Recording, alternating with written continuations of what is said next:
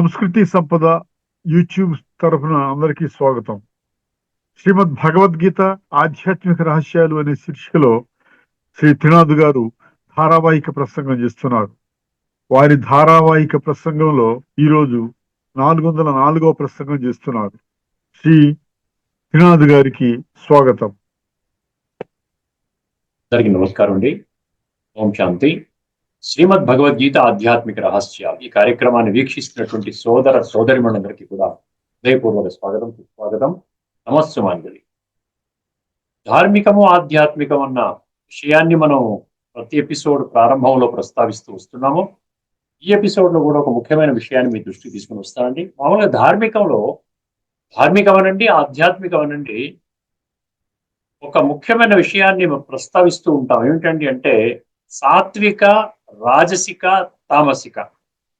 సాత్విక, రాజసిక, తామసిక. సాత్విక అంటే ఉత్తమ, రాజసిక అంటే మధ్యమ, తామసిక అంటే అధమ లేక కనిష్ట. ఈ ఉత్తమ, మధ్యమ, అధమ లేక కనిష్ట ఇవన్నీ తెలుసును మనకి. ఎవరిని అడిగినా చెప్తారు. భక్తి చేసే వాళ్ళని కూడా చెప్తారు. బాగా ధార్మికంలో బాగా ఆతుకుపోయినటువంటి వాళ్ళని కూడా గీతా ప్రేమికులు అందరూ చెప్తారు. కానీ ఈ ఉత్తమ, మధ్యమ, అధమ, కనిష్ట, సాత్విక, రాజసిక, తామసిక ఇది ఎవరి కోసం ఉద్దేశించబడింది అన్న విషయాన్ని అర్థం చేసుకోలేదండి. ధార్మిక జగత్తులో చదువుకుంటున్నాం కానీ ఇది మన కోసమే, ఈ పుడమి మీద ఉన్నటువంటి 850 కోట్ల మనుషుల కొరకే ఉద్దేశించబడింది అన్న విషయాన్ని సమూలంగా విస్మరించడం జరిగింది ధార్మిక జగత్తులో. అందుకని ఆధ్యాత్మిక జగత్తు ఎప్పుడైతే మీరు ఎంటర్ అవుతారో, ఆధ్యాత్మిక జగత్తు అంటే శ్రీమద్ భగవద్గీత 574 శ్లోకాలు భగవాను వాచ. అందులో కూడా ఆధ్యాత్మిక దృష్టికోణములో, తత్వజ్ఞాన కోణములో 7వ అధ్యాయం 3వ శ్లోకంలో ఆఖరి పంక్తి ఏంటంటే మాం వేత్తి తత్వతః. అదేవిధంగా తత్వదర్శిన అన్నాడు కొన్ని శ్లోకాల్లో. తత్వాన్ని దర్శించిన వాళ్ళు అని అర్థం అనమాట. ఈ తత్వం తెలుసుకోవాలంటే గీతలో ఉన్న రహస్యాలు తెలుసుకోవాలి. అనేక శ్లోకాల్లో గుహ్యత ఉంది. ఇంకేముందండి, రహస్యం అన్న పదం ఉంది. ఇది గుహ్యతమం శాస్త్రం. సో ఈ గుహ్యతలను తెలుసుకున్నప్పుడు, అందులో ఉన్న తత్వం బోధపడినప్పుడు అప్పుడు మనకి ఏమర్థమవుతుందంటే ఈ ఉత్తమ, మధ్యమ, కనిష్ట అంటే సాత్విక, రాజసిక, తామసిక ఇది కేవలం వర్తమానములో ఉన్నటువంటి 850 కోట్ల మనుషులకు మాత్రమే వర్తిస్తుంది, ఇంకెవరికి వర్తించదు.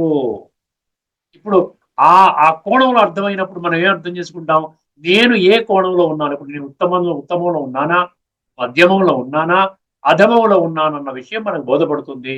అప్పుడు ఏమవుతుంది, అధమములో ఉన్నాము, కనిష్టములో ఉన్నాము, తామసికంగా ఉన్నాము అని తెలిసినప్పుడు ఉత్తమంగా అవ్వడం కోసము మనం పురుషార్థము చేస్తాం, ప్రయత్నం చేస్తాం.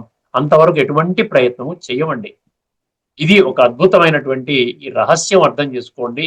ధార్మిక జగత్తుకి, ఆధ్యాత్మిక జగత్తుకి ఉన్నటువంటి తేడా అన్నమాట. అందువల్ల ప్రతి ఒక్కరి విషయాన్ని గమనించి ప్రతి ఒక్కరు కూడా తమో ప్రధాన స్థితిలో ఉన్నారని భగవంతుడే ప్రకటించడం జరిగింది. సాత్విక ప్రధానంగా, సతో ప్రధానంగా పరివర్తన చెందడానికి ఆ యొక్క ఫార్ములాని కూడా భగవంతుడు రాజయోగ ప్రక్రియ ఫార్ములాని కూడా చాలా సాధికారతతో ప్రకటించటం జరిగింది. దాని ద్వారా కనిష్టంగా ఉన్నటువంటి వాళ్ళు, అధమ స్థితిలో ఉన్నటువంటి వాళ్ళు ఉత్తమ స్థితికి మారడానికి అవకాశం ఉంటుందండి. ఇది ముఖ్యమైన విషయము. ఇప్పుడు మనము యక్ష ప్రశ్నల్లో 47వ ప్రశ్న తీసుకుందామండి. గత ఎపిసోడ్లో కహ దేవహ అని అన్నాం, అంటే భగవంతుడు ఎవరు అనే విషయం మేము చర్చించుకున్నాం. ఈ ఎపిసోడ్లో కహ మనుష్య అన్నాడు. మనిషి అంటే ఎవరు? కహ మనుష్య. సరే, ఎన్ని ప్రశ్నలు అడుగుతున్నాడు చూసారా ఆ గంధర్వుడు. ఎవరో యక్షుడు అనేటువంటి గంధర్వుడు శరీర వాణి ప్రకారంగా వచ్చి ఈ ప్రశ్నలకి సమాధానం చెప్తేనే ఈ సోదరులు బ్రతుకుతారు, నీవు కూడా ఈ సరస్సు నుండి నీళ్లు తీసుకు వెళ్ళగలుగుతావని ఆ విధంగా చెప్పడం జరిగింది. ఇదంతా కూడా మన జీవితానికి అప్లై చేసుకోవడమేనండి. తత్వము అంటే ఏమీ లేదు. తత్వం, తత్ అంటే అది, త్వం అంటే నీ కొరకే, ప్రతీది నీ కొరకే. మీరు తత్వ మార్గాన్ని విడిచిపెట్టారు అంటే 7వ అధ్యాయం 3వ శ్లోకంలో చెప్పినట్టు పరమాత్మని తెలుసుకునేటువంటి ఆ గ్రూపులో మీరు రారు. ఎట్టి పరిస్థితిలోనూ రారు. ఇది తిరుగులేని తిరస్కరించలేని సత్యము. కహ మనుష్య అంటే దానికి సమాధానం ఏం చెప్పడం జరిగిందో ఒక్కసారి గమనిద్దామండి. కహ మనుష్య, ఎవరు మనుష్యుడు? ఇది యక్ష ప్రశ్నలలో ఆత్మ మరియు శరీరానికి సంబంధించిన అత్యంత గంభీరమైన ప్రశ్నలలో ఒకటి. అర్థమైంది? అత్యంత గంభీరమైన ప్రశ్నలలో ఒకటి. మనం ఊహించి ఉండం మనుషులు ఎవరు, ఎవడు మనుష్యుడు అనేటువంటి ప్రశ్న కూడా ఉంటుందా అని. మనుష్య అన్న పదానికి మూలము ఎటైమాలజీ అంటారు, అంటే మూలము ఎక్కడి ఆరిజిన్ అన్నమాట. ఆ వర్డ్ ఎలా ఫార్మ్ అయ్యింది? మనుష్య అంటే 2 పదాలు ఉన్నాయండి అందులో. మనస్ ప్లస్ యుక్త. మనుష్య అంటే మనస్ ప్లస్ యుక్త అన్నాడు. మనస్ అంటే మనస్సు, అంటే సంకల్ప శక్తి. మనస్సు అంటే ఏంటి? మనస్సు ఏంటి? సంకల్పాల ఫ్యాక్టరీ అన్నాం కదా. ఎన్నో ఒక 40-50 వేల ఆలోచనలు, సంకల్పాలు చేస్తుంది 24 గంటల సమయంలో. అందుకని సంకల్ప శక్తి, మనస్సు అంటే సంకల్ప శక్తి. మరియు యుక్త అంటే కలిగిన, ఉపయోగించగలిగిన అన్నాడు. కలిగిన లేక ఉపయోగించగలిగిన అంటే ఆ యొక్క సంకల్ప శక్తిని ఉపయోగించేటువంటి వాడు మనిషి అంట. అర్థమైందండి? దురుపయోగం చేసేవాడు కాదు, జీవితాన్ని ఉద్ధరించుకోవడానికి ఉపయోగం చేసేటువంటి వాడు మనిషి. అంటే బుద్ధి వివేకం ఉన్నవాడే మనుష్యుడు. అర్థమైందండి? ఇంద్రియాలకు లోబడి జీవించే వాడిని జీవి అని అనలేము అన్నాడు. ఇంద్రియాలకు లోబడి జీవించేవాడని.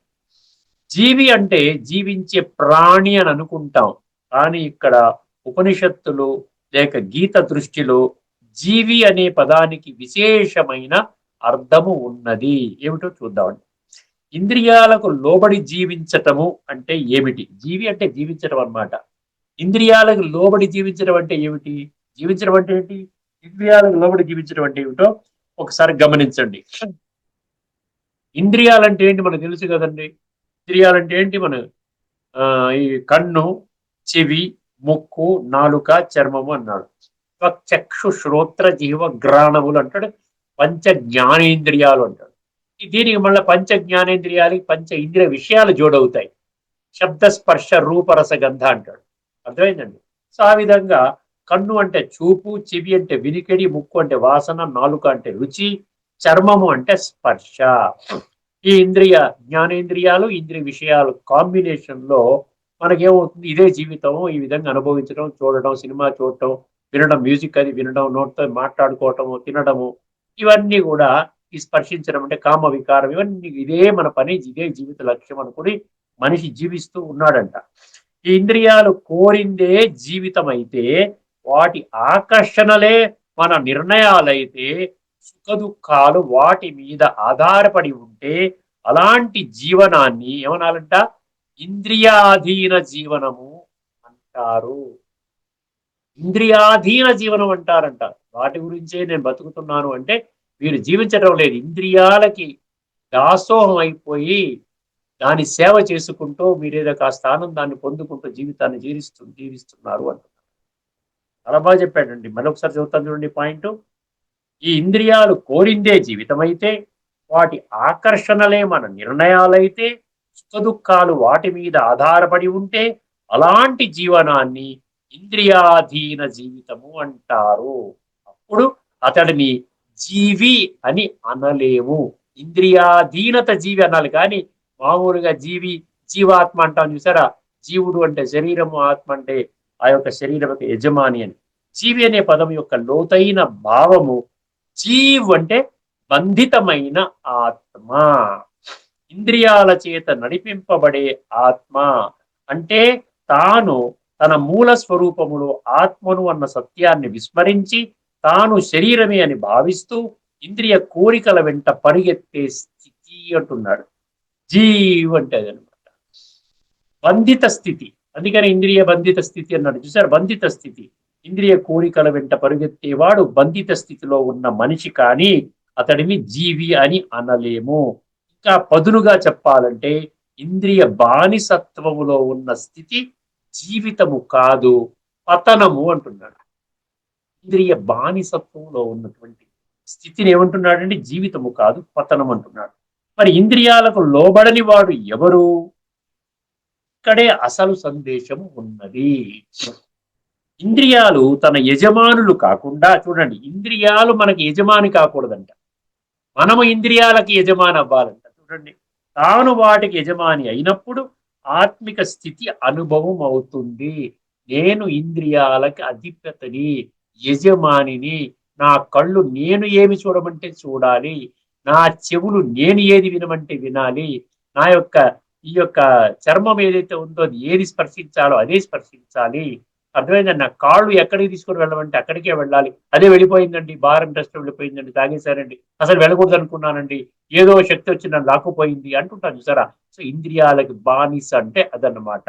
ఏది పడితే అది తినేశాను, నాలుక ఏది పడితే అది తినేసాను, ఏది పడితే అది మాట్లాడేశాను కాదు. అప్పుడు ఆత్మిక స్థితి అనుభవం కాదనమాట. దానినే జీవి స్థితిని అధిగమించడం జీవి స్థితిని అధిగమించడం అంటారు. ఆ విధముగా అధిగమించిన వాడినే జ్ఞాని, ధీరుడు, ఆత్మజ్ఞాని అని అంటారు. ఇంద్రియాలు సేవకులు అవ్వాలి కానీ యజమానులు అవ్వకూడదు. ఇంద్రియాలు సేవకులు అవ్వాలి, యజమాని అవ్వకూడదు. ఇదే గీత కానీ ఉపనిషత్తుల కానీ రెండిటి యొక్క సారాంశము. ఇంద్రియ సుఖాల కొరకే జీవితాన్ని పరిమితము చేస్తే, జాగ్రత్తగా వినండి, ఇంద్రియ సుఖాల కొరకే జీవితాన్ని పరిమితం చేస్తే జీవి ఏమంటాడంటే జీవి బంధితుడవుతాడు, బంధనంలోకి వచ్చేస్తాడు, ఇంద్రియాల అధీనంలోకి వచ్చేస్తాడు. ఇంద్రియాలు ఏవి చూడమంటే చూస్తావు, ఏది వినమంటే వింటావు. ఎక్కడికి ఇంద్రియాలు చెప్తే అక్కడికి వెళదాం రండి అంటే వెళ్ళిపోవడమే, అంతేకాని ఆత్మ యొక్క ఆ యొక్క డైరెక్షన్ అనేది మనము కోల్పోతాం అన్నమాట. దీనికి భిన్నంగా ఇంద్రియాలను సమూలముగా నియంత్రించి ఆత్మానందం అంటే అతీంద్రియ సుఖం యొక్క అనుభవం చేసే స్థాయికి చేరుకున్న వాడే జ్ఞాని. అటువంటి వాడే ముక్తికి, జీవన్ముక్తికి అర్హుడు.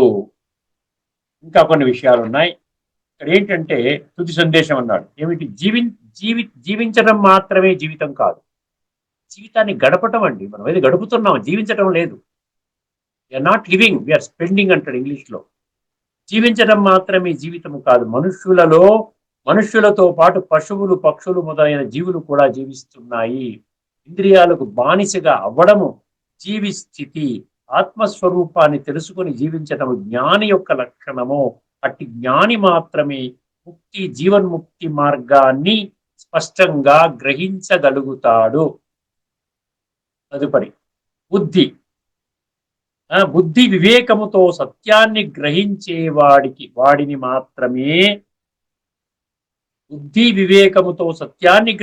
వాడిని మాత్రమే మనుష్యుడు అని శాస్త్రము పేరు పెట్టింది. ఇప్పుడు మనుష్యుడి యొక్క స్పష్టమైన నిర్వచనం అనేది మనకి ఇప్పుడు బహిర్గతమైందండి. వేద ఉపనిషత్తుల దృష్టిలో మనుష్యుడు అంటే ధర్మాన్ని గ్రహించగలవాడు, ఆత్మ పరమాత్మ తత్వాన్ని యథార్థంగా గ్రహించే బుద్ధి గలవాడు, శ్రేయస్సు ప్రేయస్సు మధ్య భేదాన్ని స్పష్టంగా గుర్తించేవాడు. కఠోపనిషత్తు 1.2.2 మనకేం చెప్పింది? దాని ప్రకారంగా శ్రేయోహి ధీరో అభిప్రేయోసి వృణితే అంటే ఇక్కడ ఏమన్నా మనం చర్చించుకున్నాం. ఇది 1.2.2 కఠోపనిషత్తు మనం చర్చించుకున్నాం ఈ మధ్యనే. శ్రేయస్సును వదలి శ్రేయస్సును ఎంచుకునే విచక్షణా జ్ఞానం ఉన్న జీవినే మనుష్యుడు అంటారు. శ్రేయస్సు అంటే ఇంద్రియ సుఖం కోసం, ఆ విధంగా క్షణిక సుఖాల కోసం పరుగులు పెట్టి ఆ విధంగా దాన్ని కోరుకునేవాడు శ్రేయస్సు అంటాడు. శ్రేయస్సు అంటే ఆత్మ అభ్యున్నతిని కోరుకునేవాడు శ్రేయస్సు అంటాడు. అందుకని ఆ ప్రేయస్సు మధ్య ఉన్నటువంటి భేదాన్ని స్పష్టంగా తెలుసుకొని శ్రేయస్సు మార్గంలో ప్రయాణం చేసేవాడే మనుష్యుడు అని మన కఠోపనిషత్తు 1.2.2 చెప్తోంది. గీత ఏం చెప్తుంది ఒక్కసారి గమనించండి. మనుష్యుడు అంటే ధర్మాధర్మ విచక్షణ జ్ఞానం ఉన్నవాడు, వికారాలను త్యజించినవాడు. ఇక్కడ తీసుకొని వెళ్ళినా మనకు అదే విషయం వస్తుంది. సరే, మనిషి అంటే కూడా వికారాలని త్యజించినవాడు. ధర్మం అంటే ఏమిటి, అధర్మం అంటే ఏమిటి, సత్యం అంటే ఏంటి, అసత్యం అంటే ఏంటి, దేహాభిమానం అంటే ఏంటి, ఆత్మాభిమానం అంటే ఏమిటి, ఇవన్నిటి మీద స్పష్టత ఉన్నటువంటి వాడు అన్నమాట. రాజయోగము ద్వారా సంస్కారాలను పరివర్తన చేసుకుని దైవత్వాన్ని పొందేవాడు. అర్థమైంది. అందుకే గీతలో 7వ అధ్యాయం 3వ శ్లోకం మళ్ళీ ఇక్కడ కూడా వాడటం జరిగింది. వేల కొలది మనుషులలో ఒకానొకడు మాత్రమే జ్ఞాన సిద్ధి కోసం, జ్ఞాన సిద్ధి అంటే పరమాత్మని పొందే జ్ఞానం, ఆ సిద్ధి కోసం, సిద్ధి అంటే పర్ఫెక్షన్, హయ్యెస్ట్ జ్ఞానం అన్నమాట, ప్రయత్నము చేస్తాడు. ఆ విధంగా ప్రయత్నము చేసినటువంటి అనేకులలో ఒకానొకడు మాత్రమే చిట్ట చివరికి ఆ యొక్క పరమాత్మ యొక్క ఉనికిని కనిపెడతాడు. ఆ విధంగా జీవితాన్ని సర్వాంగ సుందరంగా తీర్చిదిద్దుతాడు. అర్థమైందండి. అందుకని ఏం చేస్తాడు ఇక్కడ, శరీరధారులందరినీ మనుష్యుడు అని అనడం సరికాదు. మనుష్యాణం సహస్రేషు అన్నాడు చూసారా, వేల కొలది మనుషులలో అన్నాడు. చివరికి మనిషి అంటే ఎవరంటే ప్రతి ఒక్కటి మనం మనిషి, శరీరం ఉంది కదా అని మనిషి అంటాను లేదు. అందుకని ఈ రోజులు ఏమంటారు, నేను పశువులాగా ఉన్నావయ్యా. అసుర గుణాలు, గీతలో 60 అసుర గుణాలు చెప్పాడు. 16వ అధ్యాయంలో దైవ అసుర సంపద విభాగ యోగంలో 60 అసుర గుణాల యొక్క వర్ణన ఉన్నదండి. మనిషిని అనటం లేదు, మనుషులు ఏమంటున్నాడు, అసురులు, రాక్షసులు. ఆ అర్థమైందండి, పశువులతో సమానము. ఆ విధంగా శాస్త్రాలు వర్ణిస్తున్నాయి. శరీరధారులు అందరినీ మనుష్యుడని అనడం సరికాదు. గీత వెల్లడించిన ప్రాథమిక ఆధ్యాత్మిక మూల సిద్ధాంతం ఏంటి, మనుష్యుడు అంటే నేను శరీరము కాదు, నేను ఆత్మను, ఇది నా శరీరము. ఆత్మకు శరీరము ఒక సాధనము మాత్రమే. మనసు బుద్ధిని పరమాత్మ స్మృతిలో నిలిపి విషయ వికారాల వలయము నుండి సమూలముగా బయటపడి చూసారా దైవత్వములోకి ఎదిగేవాడు. ఈ విధముగా పరివర్తన చెందే సామర్థ్యం ఉన్న జీవినే, చాలా జాగ్రత్తగా వినండి, ఈ విధముగా పరివర్తన చెందే సామర్థ్యం ఉన్న జీవిని మనుష్యుడు అని అంటారు. సంక్షిప్తంగా లాస్ట్ లో ఒక వాక్యం అండి, ఎవరు మనుష్యుడు, శరీరాన్ని ధరించిన ఆత్మ, బుద్ధి విచక్షణ వివేకము కలిగి ధర్మాన్ని గ్రహించగల సామర్థ్యముతో శ్రేయో మార్గము ఎంచుకునే శక్తి ఉన్నవాడే మనుష్యుడు. ఒక్క వాక్యములో ఆత్మస్వరూపాన్ని గ్రహించి బుద్ధిని ధర్మములో ప్రయోగించి వివేకముతో జీవించేవాడే నిజమైన మనుష్యుడు. చక్కటి విశ్లేషణ చూడండి. గూగుల్లోను చాట్ జీపీటీలోను మనం ఒక్కసారి ఆ ప్రశ్న కొడితే మీకే వస్తుందని నేను అక్కడి నుంచే తీసుకున్నటువంటి విషయాలన్నమాట. ఎక్కడ నేనే ఒక్క వాక్యం కూడా యాడ్ చేయలేదు. ఆత్మజ్ఞానం ఉన్నవాడే ఏమైందండి, ఈ యొక్క రాజయోగ ప్రక్రియ ద్వారా సంస్కార పరివర్తన చేసుకునే లక్ష్యం పెట్టుకున్న వాడే మనుష్యుడు అన్నటువంటి నిర్వచనం చివరికి మనకు వచ్చిందండి. ఇప్పుడు మనము శ్లోకాన్ని మనం తెలుసుకున్నాం. 5వ అధ్యాయం 22 ప్రహృష్యేత్ ప్రాప్య అని చెప్పి తెలుసుకున్నాం. నా ప్రహృష్యేత్ ప్రియం ప్రాప్య ద్విజేత్ ప్రాప్య చ ప్రియం స్థిర బుద్ధి రసం 3 బ్రహ్మణి స్థిత అని మనం తెలుసుకున్నాం. ఇప్పుడు మనం కఠోపనిషత్తులో వెళ్తున్నాం. మరొక చాలా అద్భుతంగా ఉన్నాయండి. అంత ఆత్మజ్ఞానం ఉంది కఠోపనిషత్తు పెట్టుకుంటే. ఎన్ని శ్లోకాలు, ఎన్ని మంత్రాలు ఉన్నాయో ఆ మంత్రాలన్నిటి మీద కూడా ఆత్మ గురించే ఉంది. ఒరిజినల్ గా భగవద్గీత మూల సిద్ధాంతం ఆత్మజ్ఞానం. అందుకనే అది ఆధ్యాత్మిక దృష్టికోణంలో అర్థం చేసుకున్నప్పుడు మనకు అర్థమవుతుంది. ఎందుకంటే సర్వ విద్యలలోకి నేను చెప్పే విద్య ఆధ్యాత్మిక విద్య అన్నాడు. ఏమన్నాడు, విద్యానాం ఆధ్యాత్మిక విద్య అన్నాడు. ఈ 10వ అధ్యాయంలోని 32వ శ్లోకం ఎప్పుడు మర్చిపోకండి. 10వ అధ్యాత్మ విద్యా విజ్ఞానం అన్నాడు. అధ్యాత్మ విద్యా విజ్ఞానం అన్న సంగతి మీరు అది నమ్మితే, భగవంతుడు పలికిన మాటల్ని నమ్మగలిగితే, ఆ ఒక్క వాక్యాన్ని నమ్మగలిగితే మీరు భగవద్గీతను అర్థం చేసుకునే కోణం మారిపోతుంది.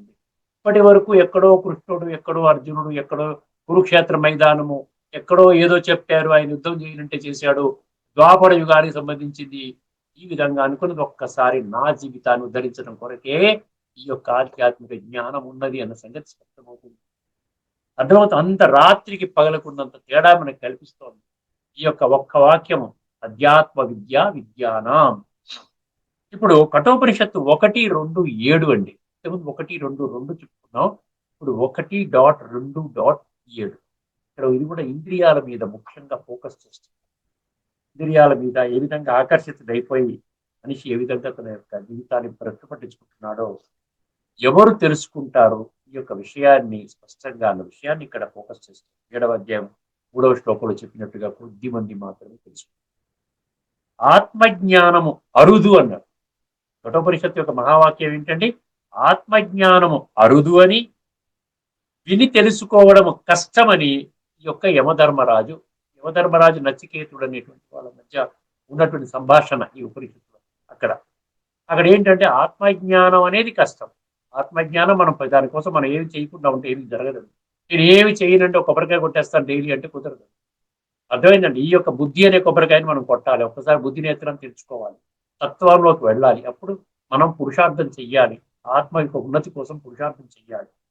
అందుకని ఆత్మజ్ఞానం అరుదని, విని తెలుసుకోవడం కష్టము అని ఇది యమధర్మరాజు యొక్క మాటలు. ఈ మంత్రం ఒక్కసారి వినండి. 3 పంక్తులు ఉన్నాయి. చాలా ఈజీగా అర్థం అవుతుంది. కేవలం బుద్ధి నేత్రాలు తెరుచుకోవాలి. సత్యత ఆధారం ధర్మ మార్గంలో ధర్మో రక్షతి రక్షిత. ధర్మ మార్గంలో నడిచేటంటే పరమాత్మ ధర్మ సంస్థాపనార్థాయ సంభవామి అన్నాడు. కాబట్టి ధర్మ సంస్థాపన కోసమే పరమాత్మ ఈ సృష్టి మీద అవతరించినప్పుడు ఆ ధర్మ మార్గాన్ని సమర్థించే కర్మలు నేను చేశాననుకోండి, పరమాత్మకి చాలా దగ్గర. 18వ అధ్యాయంలో 68వ శ్లోకంలో చెప్తాడు, ఇమం పరమం గుహ్యం మద్భక్తేష్వ విదాస్యతి భక్తిమయి పరాం కృత్వా మామే వైశ్యత్య సంశయం తస్మాత్ మనుష్యేషు కశ్చిన్మే ప్రియకృత్తమః భవితా నచమే తస్మాత్ అన్యః ప్రియతరో భువి. ఈ భూమండలం మీద ఇప్పుడు కానీ భవిష్యత్తులో కానీ అటువంటి ప్రియుడు ఉండబోడు, నాకు ప్రియమైన భక్తుడు ఉండబోడు. ఏ భక్తుడైతే ఈ యొక్క ఆధ్యాత్మిక జ్ఞానాన్ని, అందులో ఉన్న తత్వాన్ని అజ్ఞానంలో ఉన్నటువంటి నా భక్తులకు చేరవేస్తాడో అతడు నాకు అత్యంత ప్రియుడు అంటాడు. ఇంత చక్కగా చెప్తున్నారు. ఇప్పుడు ఇదే విషయాన్ని ఇక్కడ కూడా యమధర్మరాజు గారు మన కఠోపనిషత్తు 1:2:7 ఆత్మజ్ఞానం అరుదు, ఇది విని కేవలం విని తెలుసుకోవడం కష్టం అని అన్నమాట. మంత్రాన్ని వినండి జాగ్రత్తగా. శృణ్వంతో శృణ్వంతో అపి బహవో యం న విద్యుః ఉన్నది. మంత్రం ఉన్నట్టుగా చదువుతున్నాను, తర్వాత దాని విశ్లేషణ మనం చేసుకుంటున్నాం. ఆశ్చర్యో వక్త కుశలో అస్య లబ్ధ ఆశ్చర్యో జ్ఞాత కుశలోను శిష్టః. ఆశ్చర్యో జ్ఞాత కుశలోను శిష్టః. ఇది ఆ 3 పంక్తులు ఉన్నటువంటి మంత్రం అండి. ఇప్పుడు ఒకసారి మంత్రము యొక్క అర్థాన్ని తెలుసుకోగలిగితే, ఇక్కడ శృణ్వంత అపి అంటే విన్నప్పటికీ, అంటే అందరూ వింటారండి. అందరూ శాస్త్రాలన్నీ విన్నారు. శాస్త్రాల సారం భగవద్గీత తత్వమే, ఇంకొకటి ఏమీ లేదు. ఇప్పటికే మనం అనేక శాస్త్రాలు తెలుసుకున్నాం. ఇది 4వ శాస్త్రం, ఉపనిషత్తు శాస్త్రం తీసుకున్నాం. ఇంకా రాబోయేటువంటి రోజుల్లో ఇంకా ఎపిసోడ్స్ లో అనేక శాస్త్రాలు తీసుకోవడానికి కూడా నేను సిద్ధంగా ఉన్నాను. అర్థమైందండి.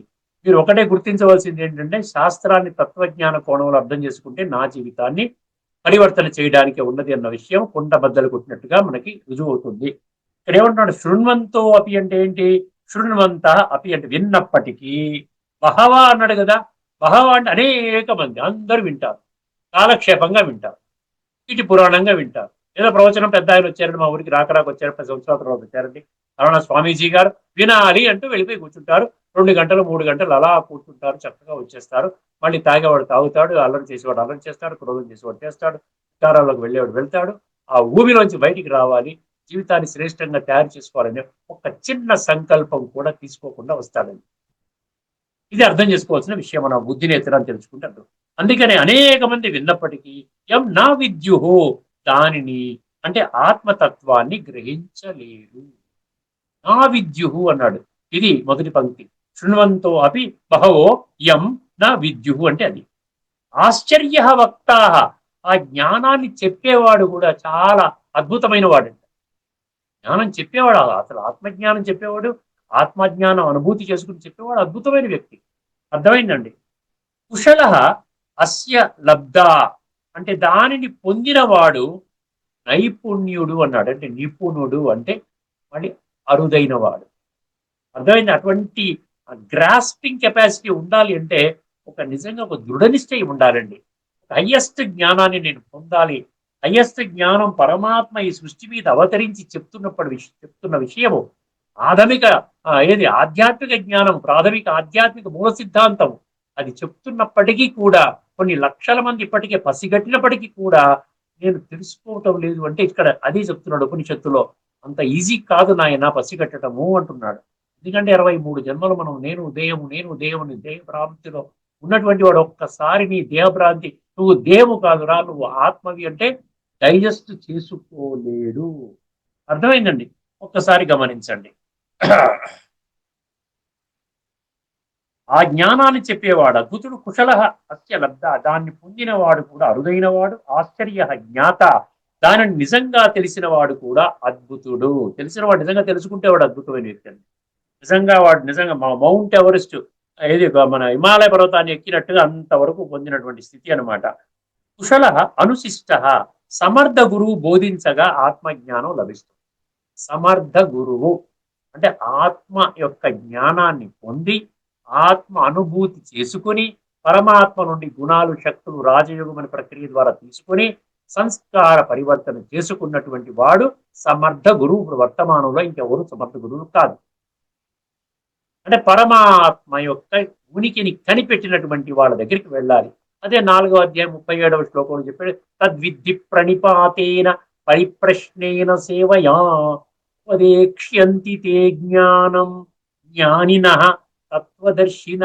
తత్వజ్ఞానాన్ని తెలుసుకున్న వాళ్ళ దగ్గరికే నువ్వు వెళ్ళినట్లయితే, అదే ప్రణిపాతైన గౌరవభావంతో వెళ్ళాలి. పరిప్రశ్న అంటే సత్యాన్ని తెలుసుకునే ప్రశ్నలు వెయ్యాలి, సేవ చెయ్యాలి. అప్పుడు నీకు వాళ్ళు నువ్వు నిజంగానే ఆత్మజ్ఞానం పొందడానికే వచ్చేవరా నాయన అంటూ వాళ్ళు ఆత్మజ్ఞానాన్ని ఇస్తారు. ఇదే ఇక్కడ రాజయోగ శిక్షణ కేంద్రాల్లో అదే ప్రక్రియ జరుగుతోంది. 7 రోజుల్లో మీకు మొత్తం అంతా 18 అధ్యాయాల గీతా సారాన్ని మీకు బోధించేస్తారు. రూపాయి ఖర్చు లేకుండా పని అన్నమాట. అందుకనే సమర్థ గురువు బోధించగా ఆత్మజ్ఞానం లభిస్తుంది అన్నాడు. ఒకసారి తాత్పర్యాన్ని వినండి. యముడు నచికేతుడికి ఆత్మజ్ఞానం యొక్క ప్రాముఖ్యతను, దానిని పొందడము ఎంత కష్టమో వివరిస్తున్నాడు. ఈ ఉపనిషత్తు అరుదుగా లభించే ఆత్మజ్ఞానం యొక్క విశిష్టతను వివరిస్తుంది. అరుదుగా లభిస్తుంది సరే. ఎందుకంటే 7వ అధ్యాయం 3వ శ్లోకం మర్చిపోకండి. ఎప్పుడు కూడా కొద్ది మంది మాత్రమే తెలుసుకుంటారంటే అరుదుగా లభిస్తుంది. యునిక్ నాలెడ్జ్ అన్నమాట. ఆత్మతత్వాన్ని అనేకులు విన్నప్పటికీ అర్థము చేసుకోలేరు. ఈ జ్ఞానాన్ని సమర్థ గురువుల ద్వారా బోధింపబడిన దానిని నిజముగా పొందిన వారు, అనుభవించేవారు చాలా అరుదు. సమర్థంగా బోధించేవాడు, సమర్థ గురువు చాలా అరుదుగా దొరుకుతాడు. అటువంటి జ్ఞానాన్ని నిజముగా పొందిన అరుదైన వాడు నేర్పరి. సమర్థమైన గురువు బోధించినప్పుడే నిజమైన ఆత్మజ్ఞానము లభిస్తుంది. 2-3 విషయాలు చెప్తే ఈ పాఠం అయిపోతుందండి. యముడు నచికేతుడిని ఇలా ఉపదేశిస్తున్నాడు. ఆత్మశాస్త్రం అత్యంత సూక్ష్మమైనది. విన్నంత మాత్రాన ఆత్మజ్ఞానము రాదు. అర్హత, శ్రద్ధ, విరక్తి, శుద్ధి అవసరము. ఆశ్చర్యమైన 3 వ్యక్తులంట. ఆ జ్ఞానాన్ని విన్నప్పటికీ అర్థము చేసుకోలేడు. దానిని బోధింపగల గురువు అరుదు. దాన్ని గ్రహించగల శిష్యుడు ఇంకా అరుదు. ఎందుకు ఇది ఆశ్చర్యము అంటుంది ఒక్కసారి గమనించండి. ఎందుకంటే ప్రజలు ప్రేయస్సు, శ్రేయస్సు చెప్తున్నాడు. మళ్ళీ ఇక్కడ ప్రేయస్సు అంటే ఇంద్రియ సుఖాలు ఆకర్షితము. అర్థమైన టీవీలో సీరియల్ వస్తుంది, అక్కడ ఎలా కూర్చుని గంటలు గంటలు గడిపేస్తాము, అది ప్రేయస్సు కింద వస్తుంది. శ్రేయస్సు అంటే ఆత్మను ఉద్ధరించేటువంటి, ఆత్మని శుద్ధి చేసేటువంటి విధానము. అందుకని ఏమన్నాడు, ప్రజలకు ప్రియమైనవి శ్రేయస్సు పొందేందుకు ఆసక్తి చూపుతారు. ఆత్మజ్ఞానం మంచిది అంటే శ్రేయస్సు, కానీ కఠినమైనది. శరీరాభిమానము విడిచిన వారికి గ్రాహ్యము. ఆత్మ అనుభవం జ్ఞానము మాటలతో రాదు. కేవలం జ్ఞానాన్ని పోగు చేసుకుంటూ ఉంటే రాదండి. ఆ జ్ఞానాన్ని విజ్ఞానంలో కన్వర్ట్ చేయాలి, జ్ఞానాన్ని యోగంలో కన్వర్ట్ చేయాలి, నాలెడ్జ్ని విజ్డంలోకి తీసుకుని రావాలి. ఇప్పుడు ఇది ఆధ్యాత్మిక దృష్టికోణంలో 1-2 విషయాలు వినండి. ఈ శ్లోకం ఆత్మజ్ఞానం అరుదు అని చెబుతున్నా, కలియుగాంతములో ప్రళయ సమయములో ఒక్క పరమాత్మ మాత్రమే, జ్ఞానసాగరుడైన పరమాత్మ మాత్రమే ఆత్మలకు ప్రత్యక్షమై జ్ఞానము చెబుతున్నటువంటి సమయము ఇది. అర్థమైందండి. వినేవారు చాలా మంది ఉన్నా నిజంగా స్వపరిచయం పొందేవారు అరుదు. శరీర బోధ మిగిలినంత వరకు ఆత్మబోధ నిలవదు. దేహాభిమానం ఉన్నంత వరకు ఆత్మాభిమానం నిలవదండి. ఈ జ్ఞానం పొందేందుకు తప్పనిసరిగా పరమాత్మని మాత్రమే గురువుగా గుర్తించాలి. పరమాత్మని మాత్రమే పరమ సద్గురువు, పరమ జగద్గురువు. ఆయన ఒక్కడే చెప్తున్నా, ఆయన మాటలు వినాలి. ఇది మధ్యస్థంగా ఎంతో మంది గురువుల ద్వారా మనం విన్నాం ఇప్పటి వరకు, కానీ ఆత్మని మనం శుద్ధి చేసుకోలేకపోయాము. ఆత్మజ్ఞానము, ఆత్మ ఉనికిని కనిపెట్టలేకపోయాము. స్మృతి యోగము, స్మృతి అంటే యోగము, వికారాల నుండి విరక్తి అభ్యాసము ద్వారా, ఈ రెండిటి అభ్యాసము ద్వారా స్మృతి యోగము, వికారాల నుండి విరక్తి, ఈ ద్వారానే ఏమవుతుంది, సంస్కార పరివర్తన జరుగుతున్నది. ఆఖరిగా 1-2 శ్లోకాలు చెప్పారండి ఇక్కడ. కఠోపనిషత్తు గురించి మనం ఇప్పటికే చర్చించుకున్నాము. ఇక్కడ ముఖ్యంగా మీ దృష్టికి 2వ అధ్యాయంలోని 29వ శ్లోకం అండి. ఆత్మజ్ఞానం గురించి విన్నవాడు కేవలం ఆశ్చర్యం ప్రకటిస్తారంట, కానీ ఇది నా గురించే, నా జీవితాన్ని పరివర్తన చేయడానికి అని అనుకోరంట. 2వ అధ్యాయంలోని 29వ శ్లోకం. ఆశ్చర్యవత్ పశ్యతి కశ్చిదేనం ఆశ్చర్యవత్ వదతి తదైవ చాన్యః ఆశ్చర్యవచ్చైనమన్యః శృణోతి శ్రుత్వాప్యేనం వేద నా చైవ కశ్చిత్. అన్ని ఆశ్చర్యంగా చూస్తాడు, వింటాడు, మాట్లాడతాడు, కానీ ఏ ఒక్కడు కూడా ఇది నా జీవితాన్ని ఉద్ధరించడానికి అని తెలుసుకోడు అని అంటాడు. గీతలో కూడా ఏం చెప్పాడు? అది 7వ అధ్యాయం 3వ. ఇక్కడ ఆత్మజ్ఞానం మీద, పరమాత్మ తత్వం మీద శ్రద్ధ లేకపోతేనండి పరమాత్మ దొరకడంట. 9వ అధ్యాయంలో 3వ శ్లోకం.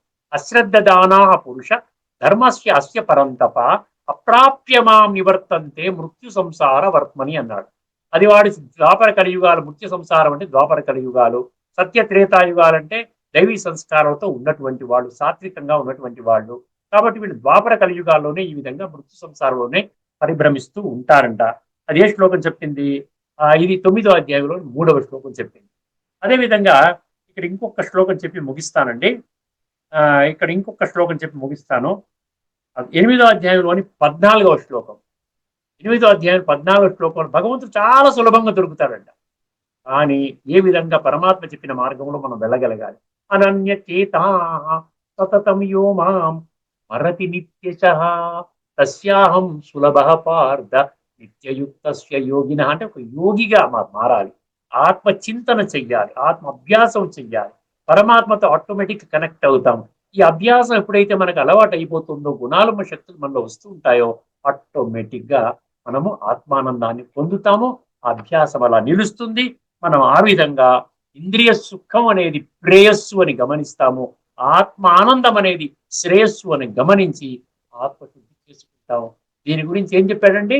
సత్యమైనటువంటి గురువు పరమాత్మ ఇప్పుడు వర్తమాన సమయంలో ఈ విధంగా రాజ్యాంగ శిక్షణ కేంద్రాలను స్థాపన చేసి అక్కడ వారే స్వయంగా బోధిస్తున్నారు ప్రతి ఒక్కరికి కూడా. ఆ యొక్క శిక్షణ పొంది తమ యొక్క జీవితాన్ని ఉద్ధరించుకోవాల్సిందిగా కోరుతూ ఈ యొక్క విషయాన్ని ఇక్కడితో మనం ముగించుకుందామండి. తదుపరి ఎపిసోడ్లో మరొక అద్భుతమైనటువంటి గీతా శ్లోకంతో పాటు మేము ముందుకు వస్తాను. 48వ యక్ష ప్రశ్నతో మనం కలుసుకుందాం తదుపరి ఎపిసోడ్లో. అంతవరకు సెలవు. అందరికీ నమస్కారం. లోకా సమస్త సుఖినో భవంతు. ఓం శాంతి. శ్రీమద్ భగవద్గీత ఆధ్యాత్మిక రహస్యాలు అనే శీర్షికలో ధారావాహిక ప్రసంగం చేసిన శ్రీ త్రినాథ్ గారికి ధన్యవాదాలు.